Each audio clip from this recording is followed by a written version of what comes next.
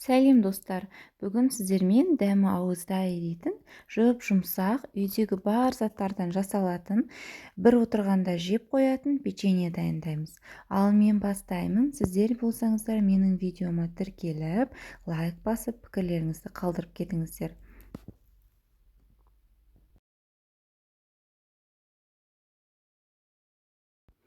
Ең алдымен достар, осындай бөлме температурасындағы еріген сары майымызды аламыз.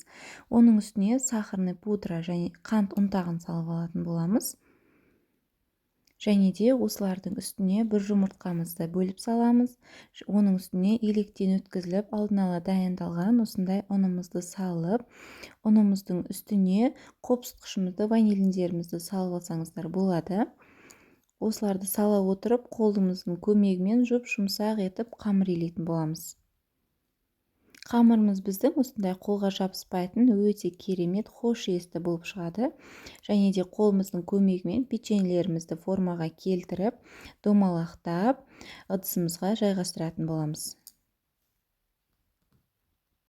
Көріп тұрғандарыңыздай, печеньелеріміз біздің тез дайын болады және де тез піседі. Дайын болған печеньелерімізді 180 градуста қызып тұрған пешімізге 15-20 минуттай салып алатын боламыз. Жұмсақ, сондай тәп-тәтті болып шығады. Безендіру үшін менде осындай шоколад пен кокос ұнтағын пайдаландым. Сіздерде өз қалағандарыңызша безендірсеңіздер болады, немесе безендірмей әшейін өзін жіберсеңіз де өте тәтті печенье болып шығады.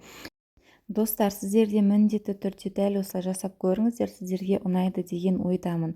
Ал мен сіздермен келесі осындай керемет рецепттермен кездескенше қоштасамын. Ал сіздер менің видеома тіркеліп, лайк басып, пікірлеріңізді қалдырып кетіңіздер достар.